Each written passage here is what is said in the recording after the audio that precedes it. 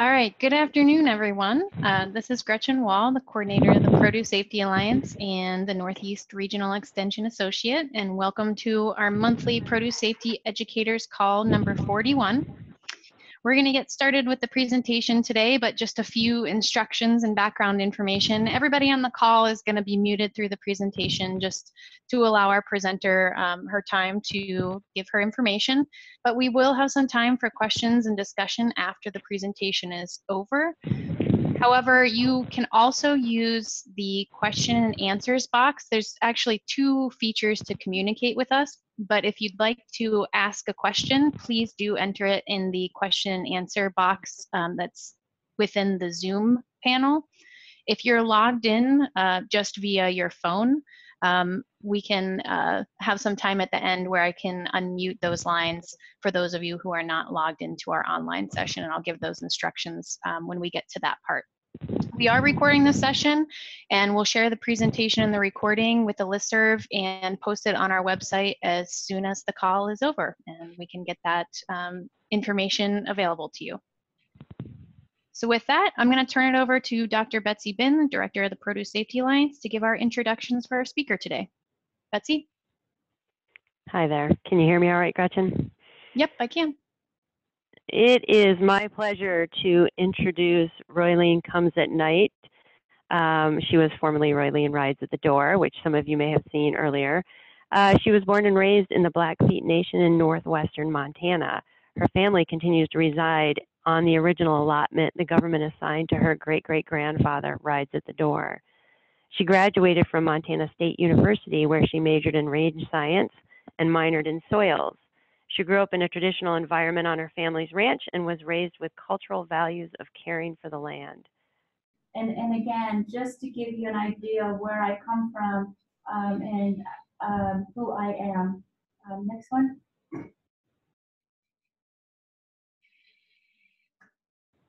So one of the things that you're going to see that a lot of your tribal people you will find is that, again, they want to make a difference with the individual, family, and community. Extremely important for us to give back to our community, to give back to our family. How we represent ourselves actually represents our family. So we grow up with our aunts and uncles being extremely engaged in who we are.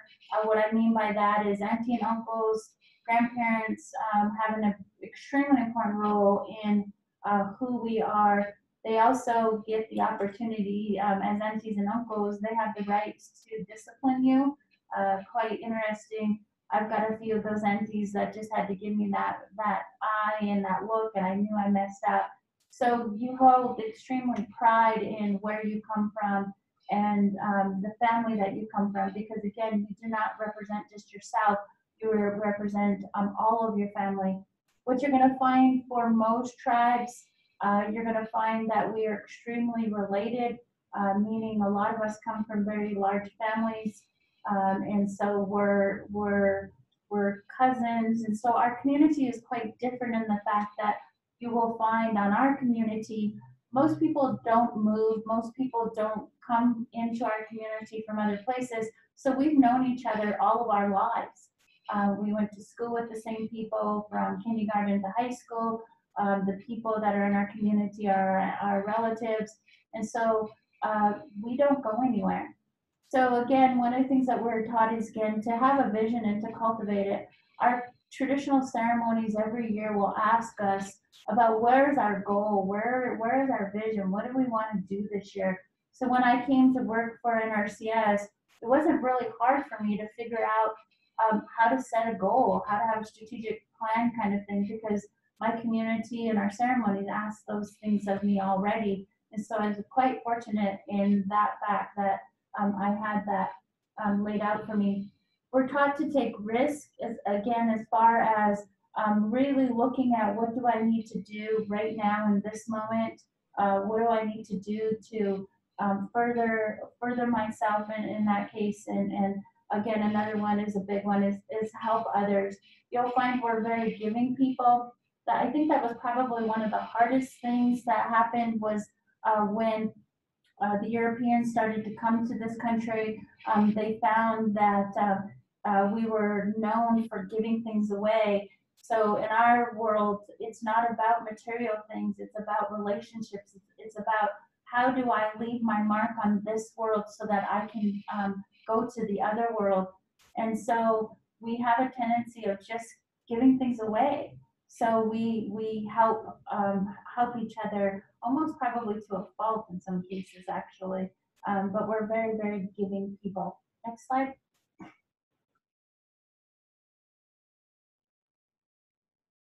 Oops. That's not my slide.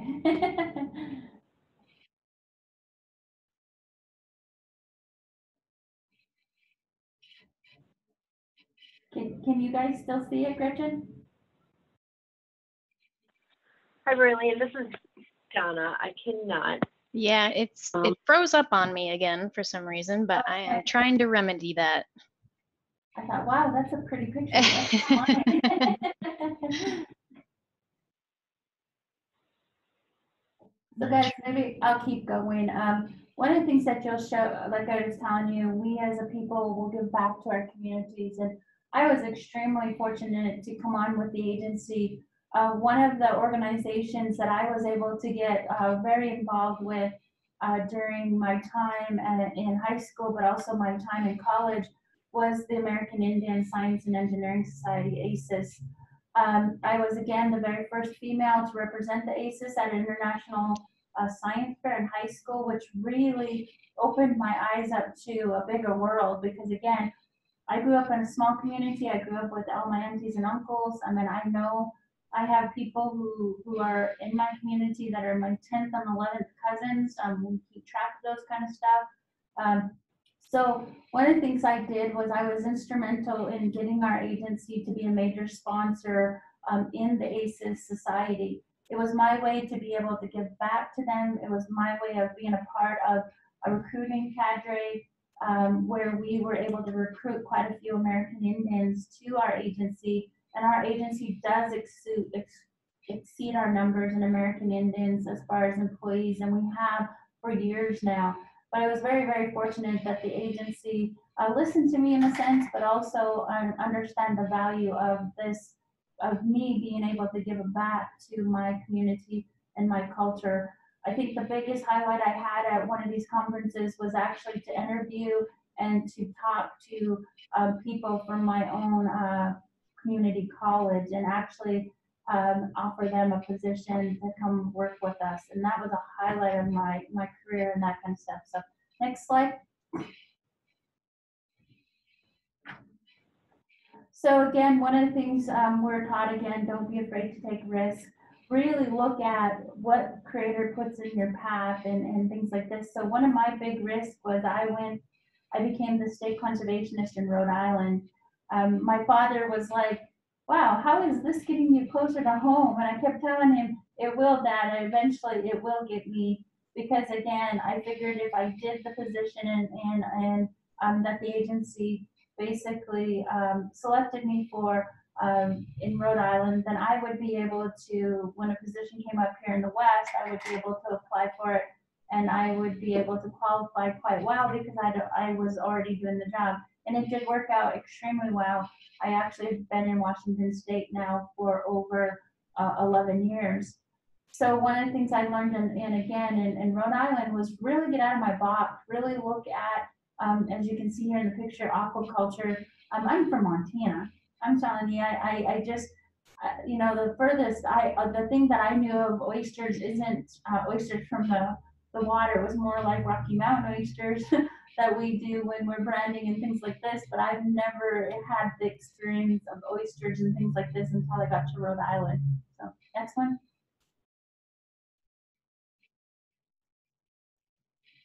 So again, one of our big things is know who you are, know where you come from, and understand again who you are. Never forget where you come from. Have pride in yourself and all those that came before you. Know your responsibility and your relationship you have with the relatives alive and past. This is a picture of my great-great-grandfather Rides at the Door. He earned this name, Rides at the Door, by basically riding up to the doors of enemy teepees They would have a medicine bundle hanging outside of the door. And so my grandfather was one that was able to take those medicine bags. I also got to tell you, he was quite known for his horses. He basically stole horses from other tribes, but he counted coup. We believe as a family, we believe he counted coup probably over 100 times on other tribes. This is a big thing, again, because we know where we're coming from. In my introduction, it talked about our family, my family being from our original allotment. So I'm blessed because I grew up in the same place that my grandfather here had his home, my great grandfather had his home, and my grandpa's home is still standing now on the same place. So I'm blessed to be able to, go and fix a fence where 6 generations have touched that fence. And so it's really, really important that we know where we come from and basically know ourselves from our families and what we have learned. So next one. Again, as I mentioned, one of the 6 tribes that still live on our original homelands. This is extremely important to know where you come from. I'll give you an example. Into the photo off to the left, that's actually the top of Going to the Sun Highway, if you've ever been in Glacier National Park. Blackfeet genetically just proved this in the last 2 years that we have been in this territory for over 10,000 plus years. The top of Going to the Sun is extremely important to us because it's not S-U-N as it says on the signs, it's S-O-N. We believe Nape, our creator's son, Nape, came through this mountain at the top there, and that one day he will come back through that mountain and he will return to the people. The other waterfall down here is Running Eagle Falls. The mountain in the background there is Rising Wolf, again named after a chief of ours. But Running Eagle Falls is named after a native woman warrior of my tribe who was a war chief, very well known for her counting coups on other tribal and other people. Next one.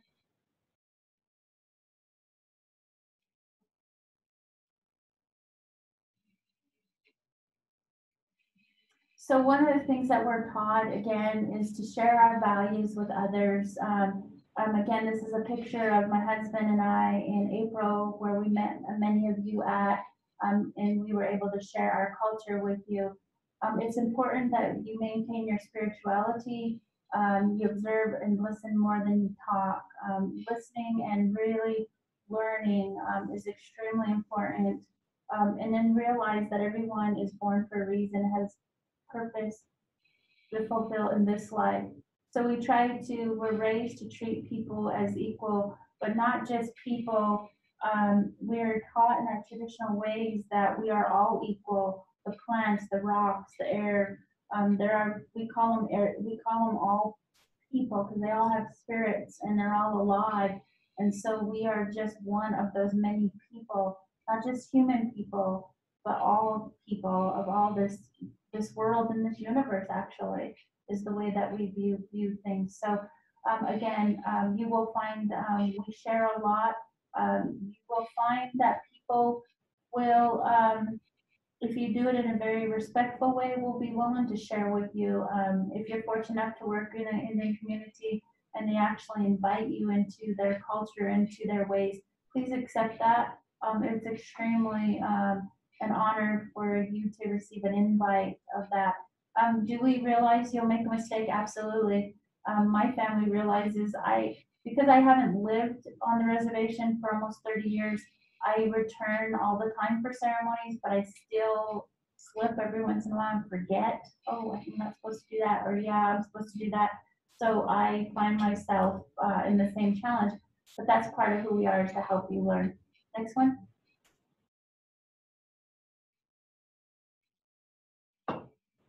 So one of the things is, again, that you'll hear is observe and listen more than you talk. And that's extremely important when you're working with tribal communities. Elders are extremely, extremely important to us. And you may not realize that a person in that community may not be old to necessarily be an elder, but may be very wise. We're taught to listen to them, and this picture I'm standing next to an elder who basically changed my life, who helped me when I struggled. My biggest struggle was leaving my homeland and coming to a society and a community that I didn't understand. We are taught that Mother Nature, Indian, we call Indian law, is the first law and still remains. And so when people would in this society would say, well, this is the law of this, and I'm going, ooh, but that conflicts with Mother Nature's law. Mother Nature's law is this. And in our culture, that's the first and foremost law, is Mother Nature's law. She sets the laws. We just kind of get to exist along that and hope that we can learn and value those laws and recognize those laws. One of the things that Louis taught me again was not only about the cool, clean water and how important and vital it is, the blood of Mother Earth, but also hope for a new day, give in heart, courage to stand for what is right, and the humor to laugh at yourself. He told me all the time, always that, always a new day, have hope for that new day, give with my heart, have courage to stand when it's right. There were times when I've worked with our national office and I came in on details that things conflict, and I took a stand.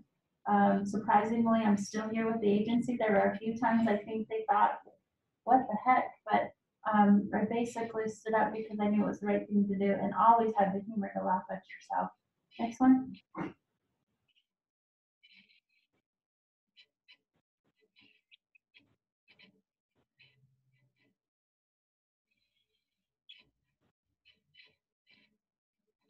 So these are some other ones that we're taught. Again, how self-discipline. A lot of our cultures, a lot of our traditional ways are we're a very strict culture.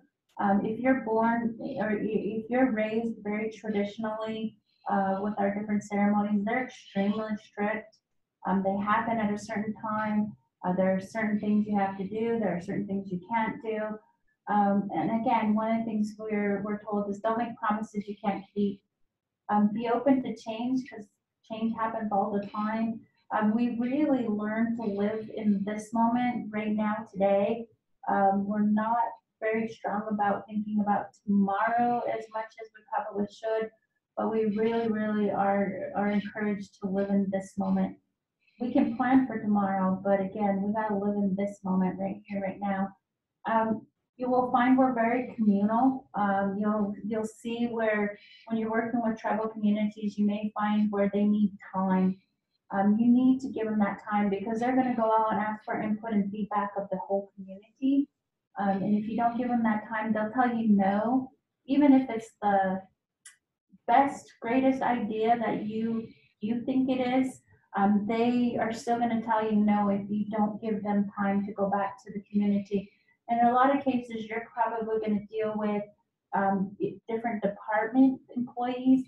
They still need to take that to not only the tribal leadership, but the tribal leadership also needs to take it to the elders and to the spiritual people. And if they don't get that time, they will flat give you a no. Deal with issues and do not dump issues on others. We really can be fairly direct culture. You will find that, but the other thing you're going to find is we're a very honest and truthful culture. I've been told time and time again that I'm probably honest to a fault. I've had people tell me that I'm they've never met anybody as honest.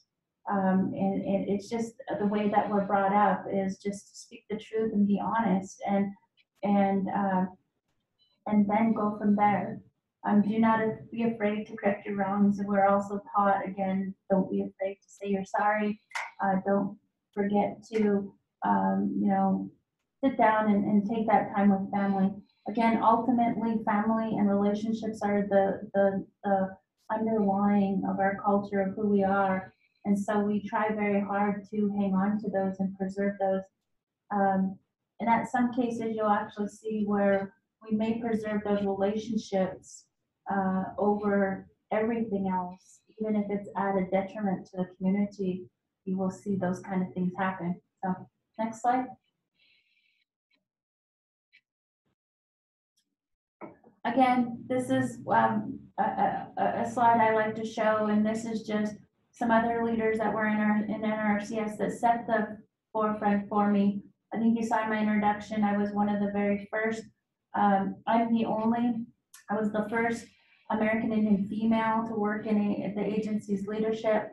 And these individuals, I gotta tell you, they've helped me so much because they set the model, they set the rules, they were there before me. And I was fortunate enough to come up behind them. So again, knowing my past, knowing who was there before me, but also honoring and respecting them as I go forward today.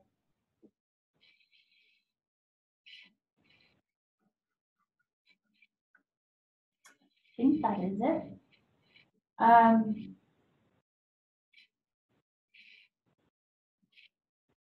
Are there any, I don't know, Gretchen, if you want to open it up to questions, or I can maybe touch on a few more things that maybe I didn't cover. Sure, if you want to cover those, and for those of you who are logged into the Zoom meeting, feel free to ask questions via the question and answer, or you can raise your hand and I can unmute you. So again, some of the things as you're working in tribal communities is, again, know the history of those tribes, understand where they come from. If they're a treaty tribe, an executive order tribe, how were they formed as far as under your relationship as the federal government.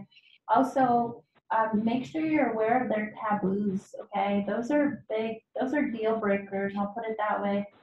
For example, my tribe, if you walked into my tribe and you had a really nice, pretty brochure with a big owl on it, the meeting is already over before you started. And why is that? For my tribe, the owl is the messenger of death. And so here you are putting this brochure on our table with this big old owl on it, and all we can think of is, wow, okay, this is not a good sign. So be familiar with those kind of things.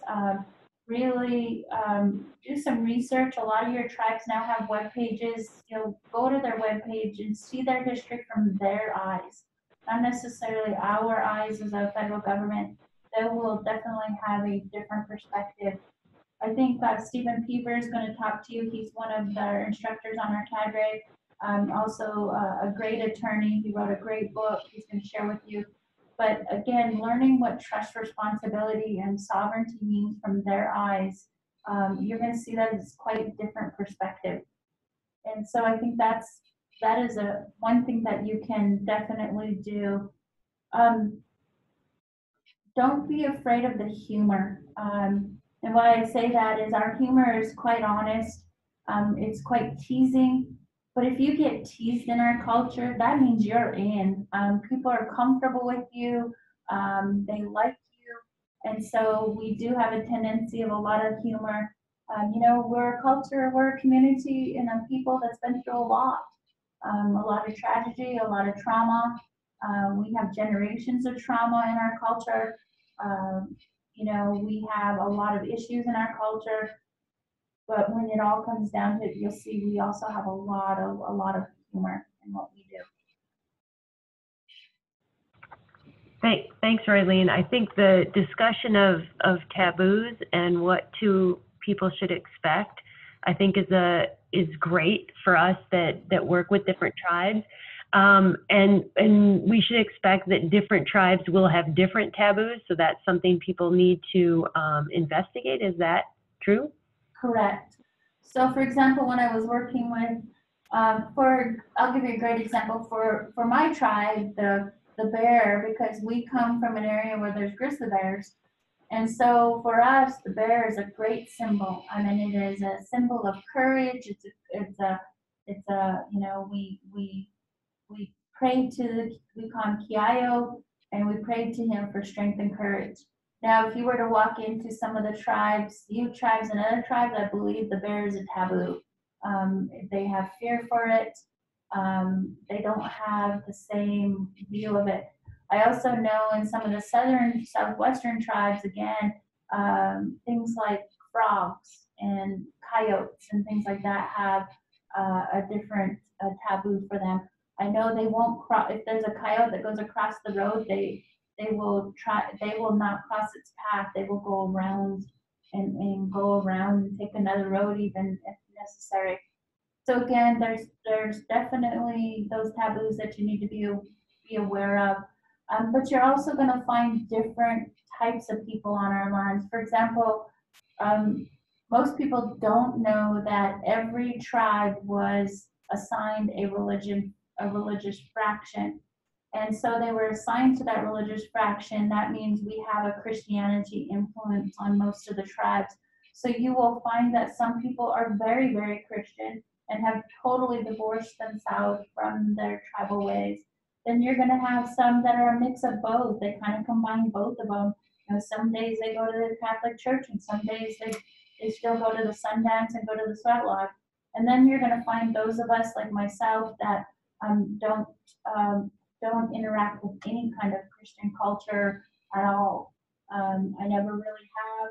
I was familiar with it because, again, having family members that were a part of it, but I never went to church. I never did anything. I've only participated in the sweats and our sun dances and things like that. So you're going to find those that have no education, meaning they dropped out of high school, because we do have pretty high high school dropout rates on our reservations and our lands. And then there's those like myself and my husband that are very educated. So you're just going to see different voices while you're there. So when you're working with tribal people, understand you may run into that person that just says, you know, hey, we don't want you here, get out of here. And then you're going to have those that are just going to invite you in and are going to just bring you in. And again, building that trust is extremely important. Take the time. I know, boy, we're a culture that's extremely fast now, and we hurry. But with tribal people, you can't. You've got to make the time. You've got to build that relationship. You've got to build that trust. If you get that, they'll invite you in all the time. You'll just make inroads. You'll get introduced to the right people. They'll trust you. They'll respect what you say. That will go tremendous long ways. I had a non-native friend tell me one time. He said, "You know, I love that you trust me so completely." He said, "But sometimes," he said, "it can be a burden because you do trust me so completely." And he said, "I never realized that, but once you earn that trust, there's a lot of responsibility to keeping that trust." And he said, "But I also know that, you know, you would do anything for me too." So take that time, spend that time to build those relationships with the tribes so that they can really respect what you do. You know, what you guys are doing is huge, and food safety, for us, it's not food. For us, it's medicine. That's how we view it. From the elk to the deer to the roots that we eat to the berries that we eat to all of it, it's medicine. It's medicine that Creator made for us to help us through it all. We have certain teas, we have certain things that we use that just, how do I say that? It cures everything. It cures from your spirit to your physical being to your mental to your emotional being. I don't know if I can explain that, but that's how we see food. You know, there are men food and there are women food. For example, my husband just got a deer, and that's his responsibility. That's the man food. That's the meat. My responsibility is to make sure that we have our berries for our ceremonies, and that we have our plants for our prayers and things like this, like the sage and the cedar and different things like this. So I have my responsibilities to make sure that we have all of those things too. So that those are great examples. When you touched a little bit on the traditional foods and considering foods medicines, could you elaborate a little more on that, especially if there's anything that you can give as examples that are produce related? Or the other area I know we've talked about in the past is relationship with water. Some of the regulatory requirements require water testing, and with some of the tribes we've encountered that, you know, water is sacred and the idea of testing the water could be problematic. Could you touch a little bit on some of that? Sure. Again, like she mentioned, water is extremely sacred. Again, it's another medicine. Without water, there's no life. And so we actually have ceremonies for the water. We call them in our tribe, we call them Nuitsupi. Nuitsupi means underwater spirits. And so we believe that there's another world within that water. We also believe that you must respect those spirits. So those spirits can be kind to you, and when, say we have, I'll give you an example. So when we have someone who is very sick, I'll give an example of a personal example. A couple of years ago, 2 years ago, one of my elders, his son was diagnosed with a tumor, and so a brain tumor. And the night before, it was, they had rushed him to Seattle, to the doctor that night. That morning, I told my teacher that I was going to get up and pray for him. And so when I went to go pray for him, I went down to the water. And in that water, I took some tobacco and I placed it in a red, I had some red material with me, and I had put it in a red, like a palm tobacco pouches. And I took that pouch and I tied it to a long string, and I asked for the Mother Earth to help me find a rock. So I took the rock and I said a prayer over that tobacco offering, and I offered that tobacco to him, and I threw it into the water and I made the offering to the water spirits, because the water spirits are extremely strong.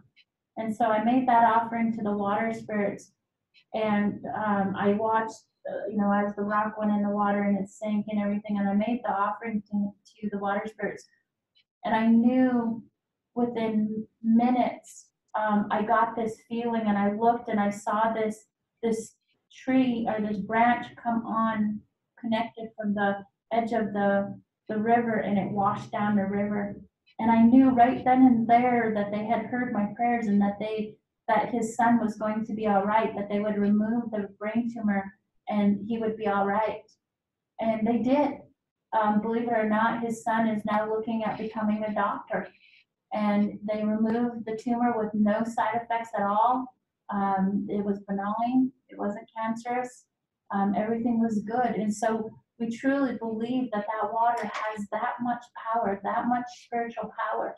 And so when you're asking about the water, it's about more of how you ask it, maybe. Not necessarily ask it from a scientific point of view, because they're not necessarily going to understand that. But if you explain it as a way that we want to test the water to make sure that the medicine is pure, or that the medicine is good, and that there's no bad things in this medicine that will make the people sick, that might be a better way and a better approach to working with people when you're talking about that kind of stuff. And just recognize how important it is to that community, and how important it is to what we do. Because we don't just drink it, we use it in our ceremonies, we use it in our sweat lodges, we splash. We believe it can take all of the sicknesses out of your body. It can rejuvenate your spirit spiritually, and it can just help you emotionally. I think about, if you think about how on a hot summer day, when you go jumping into that water and how cool it feels, and how refreshed you feel, that's medicine. That's the spirit of the water blessing you and cleansing you and giving you that refreshment. So that's how we view it. Traditional foods are extremely, extremely important. We have a relationship with those foods. It's not just a food. It's a relationship. They're a cornerstone of who we are. So, for example, we have berry soup, which is a June berry or blueberries. We've had to substitute blueberries for our sacred soup that we have during ceremonies. Every ceremony that we do, that berry soup is the first thing that we eat. And we take that berry from the soup. We take one berry and we pray to that berry and for its life and for what it's giving to us as people and how it gives us the strength. And again, that berry is feminine. That berry represents all things in this world feminine. If you think about it, the plants are extremely feminine. So it's a giver of life. And so we give it and we thank it for its life and we thank it for what life it's giving to us. And so, like I told you, we're not able to find as many of our berries anymore, but we substitute a lot of blueberries for that same berry soup that we make. And again, it's who we are. I can't fathom having a ceremony without berry soup. I don't know if that makes sense, but it's just so who we are. If we were to never have that and not be able to have the blueberries or the berry soup, I don't know. I can't imagine that reality because we've had it for so long and so many thousands and thousands of years, how important it is to us. Again, meat is a big one. Again, for tribes who can't hunt anymore, they're using a lot of the cattle.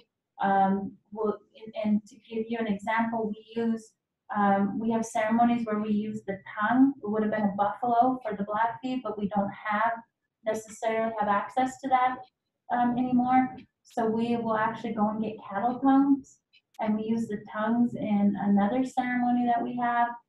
We eat kidney. Believe it or not, you might think this is a little gross, but we eat kidney raw. We try again, and again, it's that now we're recognizing the masculine part of our culture and our being. So we offer and we eat kidney as an offering to that. So, for the tribes here, salmon is extremely important for the tribes here in Washington State. Again, there's a story about them being basically one with that salmon, and we have the same story for buffalo. The buffalo, we believe at one time we were actually the same being, in that at one time we started to starve, that being started to starve, and so that being split, and it became human, and it came to buffalo, and we made a spiritual commitment to each other that we would take care of each other, and that we could, that if we as humans took care of the buffalo then would take care of us and feed us and clothe us and shelter us. And so that's a big part of who we are. So if you come in as an inspector and you come in and treat that buffalo as a cow, that's not going to go over real well, because that buffalo is extremely spiritual again to us. And so we have ceremonies that we do before we take the buffalo. We have a really hard time having the buffalo killed in a slaughter place. We believe that their spirit needs to be killed out on the prairies so that they can return, go back to the other world, and maybe come back to us again. And so we struggle with some of the safety things about, we have to clean them, have them killed in a slaughterhouse. We have a really big struggle of having the buffalo basically even kept in a corral. That's not how we're taught, and so it's really, really a struggle for us on those kind of things. So that's a few examples that I can think of.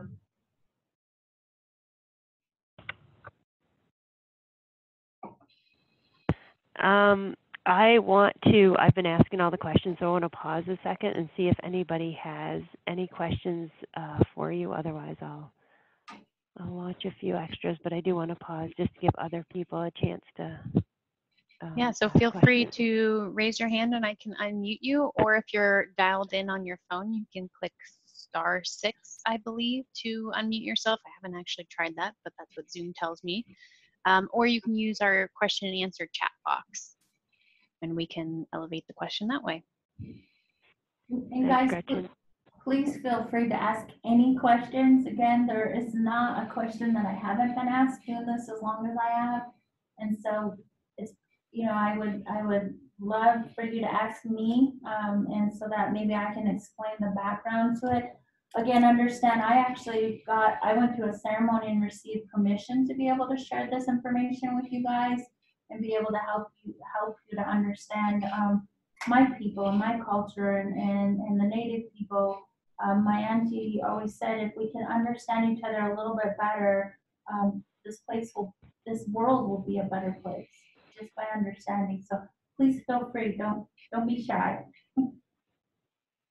Roylene, while we're waiting, if there are people in an area where they know they have tribes near them, but they don't know anyone, is there a good way to make contact with a tribe that may be in your area that you want to try and develop a relationship with, or to try and meet some people to see if they need or want food safety help related to produce? Do you have any recommendations in that area?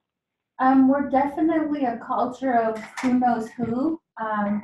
It seems crazy. There's only about 2 million of us or so nationwide. And believe it or not, that's still a very small community. So it's surprisingly how we know each other. So I think being able to interact with different, there's a lot of tribal organizations out there right now. If you could go and attend those meetings and get to know people at those meetings, they're a great resource. I'll give an example. The Intertribal Agriculture Council has their annual conference coming up in December. It's a great place to meet people and meet some of the leadership of that organization, and they'll get you into the right place. I think there's a Great Plains Tribal Leaders Organization. There's United South and Eastern Tribes in the East Coast area organization that meets, I think, their big meetings in February. And then in the Northwest here, we have the Affiliated Tribes of Northwest Indians. Again, a nice big organization, and they've been a great help to help me to be able to meet tribal leaders too. And then they will help you to get you in the right place. Because we're definitely a community of who you know. So for example, if you contact me, I can reach out to my network and my contacts and try to get you in the right place. And what'll happen is a lot of people, because of who I am and how I hold my family honor in a sense, people will let you in because of me. I don't know if that quite makes sense, but because they respect me, because they trust me, they know that I wouldn't bring someone to them unless that person was really truly wanting to help them and things like that. And so you'll see a lot of that happening in Indian country, we call it. That's a great example, and good advice to reach out to those different groups. There's another question in the chat box from Elizabeth Newbold asking, what's the best way to promote educational material, provide educational materials to tribes? Is it presentations, fact sheets, webinars? I think one of the things we've learned today is you got to have that relationship, but do you think there's any one of these that's a better way of presenting information? Oh, wow. I think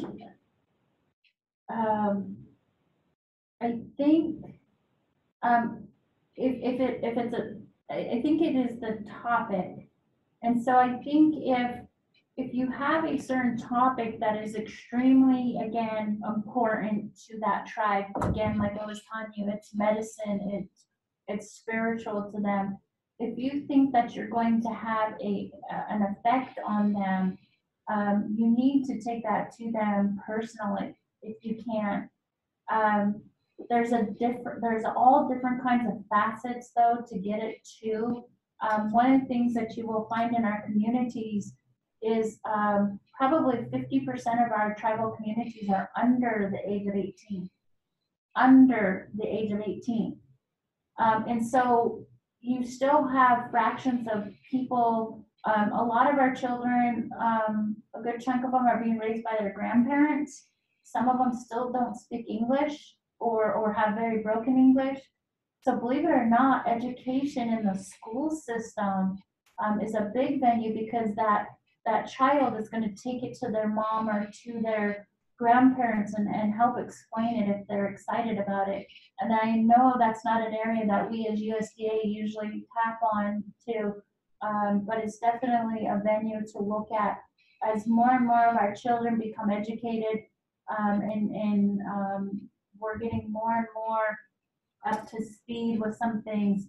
You will see where the children are definitely leading the conversation on how, like the latest technologies for our tribes and the latest information. You'll see a lot of our younger generations. Our community colleges are probably another good venue to be really get the information out to, and work with our community colleges to get that information.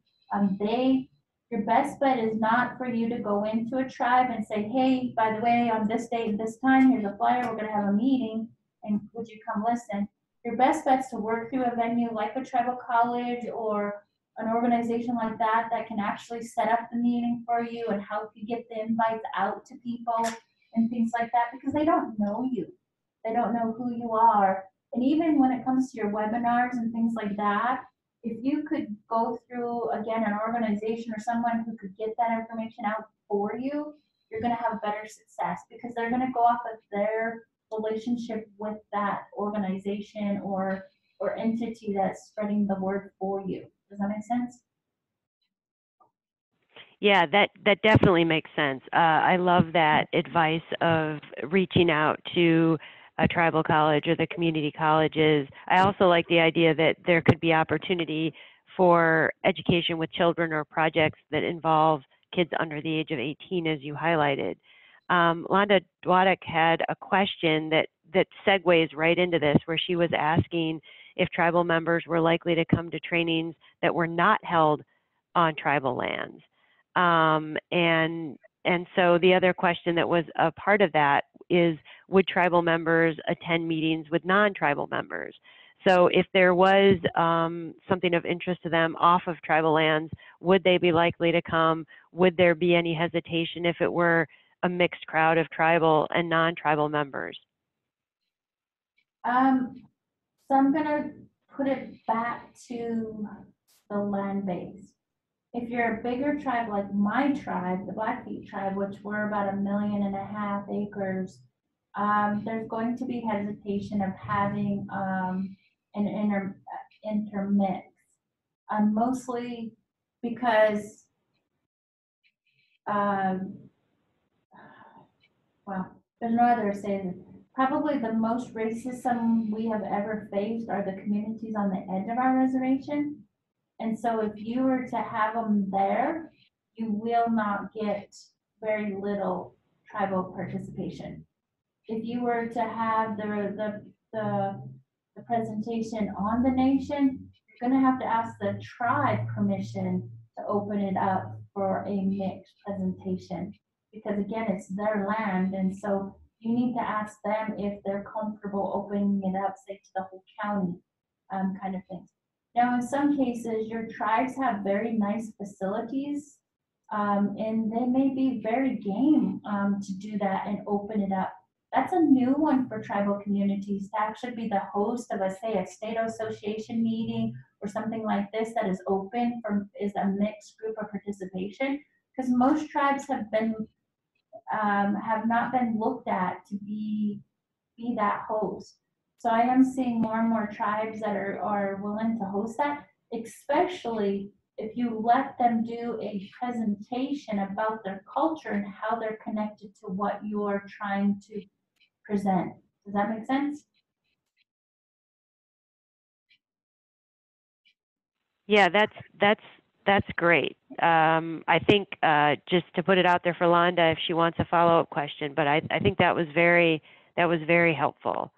Yep, she says thanks. That's great. I don't know. I'm looking at, the reason I'm pausing is I'm looking at the question list on the side to make sure I didn't miss anything. I think the thing the PSA has struggled with are some of the things we've already talked about, in the sense of making those initial connections. So I think that part was very helpful. Certainly, after the training we attended in April, understanding more about the value of establishing relationships. You said it earlier in the call today, where even if it's the best thing ever, they're likely to say no unless they have that time to consult others to see if it's something. I think that is just really valuable information to understand, because it's a little different than some of the other groups we work with, and understanding those key details are so important to establishing those relationships, nurturing those relationships, and turning it into something productive, where you can understand what the needs are, have that conversation to see if there's interest in what we're doing. So I think that's been a very valuable part of this. So the other thing too to consider too is, please don't take it personal when things don't happen on your time frame. A lot of people don't understand that. You know, I've had USDA leadership attend meetings with tribal leaders, and half of the tribal leaders don't show up. And again, don't take it personally. And the reason that I say that,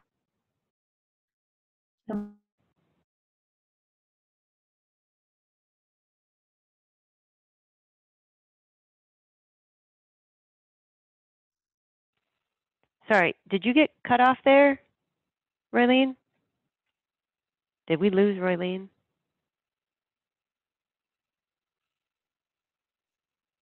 Looks like her Did we lose us? There she is. the season Okay. that happened, and so just to give you a perspective of Blackfeet, again, I think I told you earlier, we've been there for over 10,000 years. You know what? We're gonna wait everybody.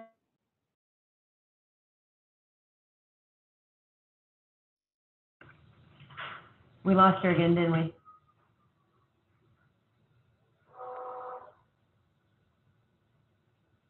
Yep. Hey, Roylene, your audio is cutting in and out. I'm not sure she can even hear us.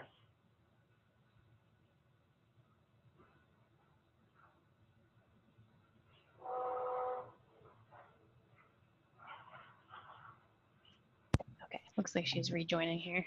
I'm sorry, guys. I don't know. There you I go. think that must have been our network. We've been having issues this morning, so. Yeah, you were Okay. cutting in and out a little bit there, so you might have to go back and tell us again. Yeah, we totally missed most of what you said. Sorry, Roylene. We're having trouble on our end as I stand in Michelle's office. No problem. Again, one of the things I wanted to share with everybody was that concept of time. Again, the perspective on time, tribal people don't measure the time by the clock. They don't measure it by a calendar. It's based on social events. It's based on seasons. It's based on, you know, a different type of concept of time. To give you an example, my tribe's been in our area for 10,000 years. We're not going anywhere. And you know what? Our attitude is you can come in and help us, but if you don't want to, we'll wait you out, because we're going to still be here. So that is a little bit different. When you're working with other communities, you have people coming and moving in and out of that community all the time. You're not going to find that with tribal communities. They're there to stay. They're not going anyplace. And so,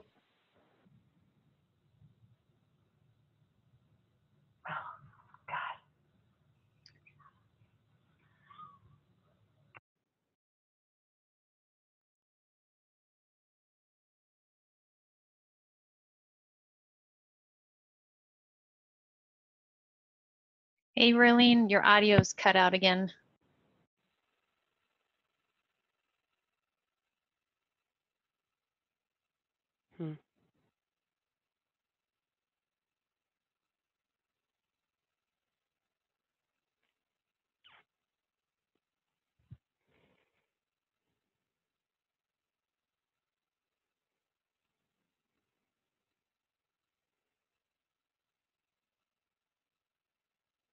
I think it's booting her out completely.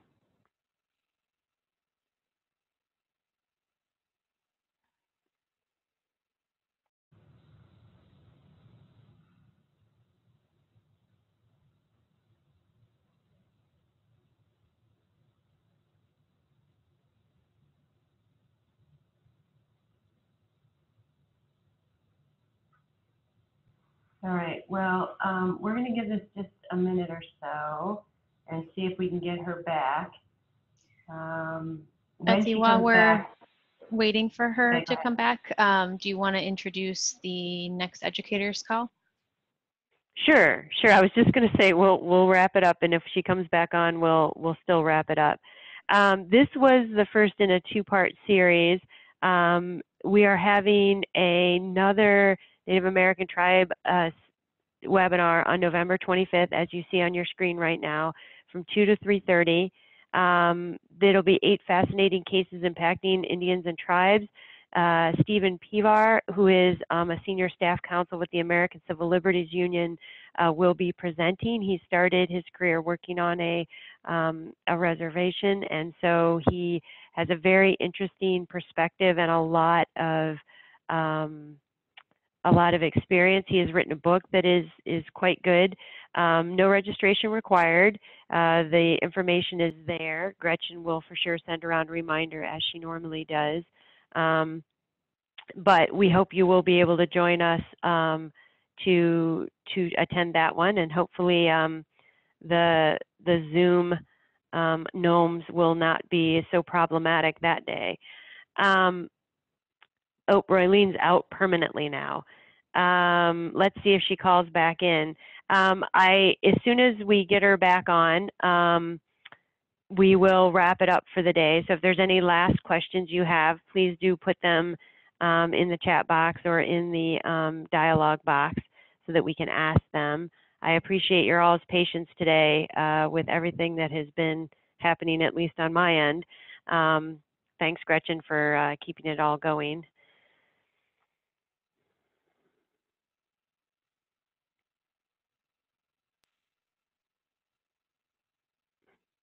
I should give a special shout out to Michelle since I'm parked in her office.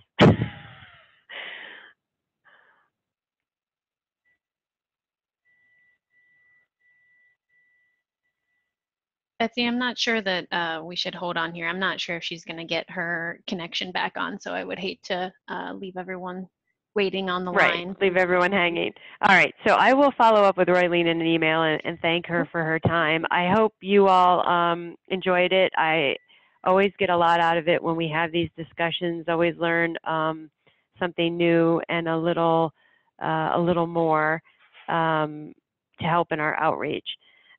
Oop, wait, whoop, she was there. Hang on. Yep, I She was just promoted there. her back. Okay, super. Can you hear me now? Oh, Yes. yeah, we can hear you now, Roylene. Sorry, What I'd like to do, go ahead. I'll totally get out and come back in. Yeah, so what I'd like to do is give you a chance to sort of wrap up, since I'm a little worried about your connection and losing you again. We did hear most of that last response, or at least got a lot more out of it than the previous time you had tried to answer that question. So that was really productive. Is there anything you would like to say as a wrap up?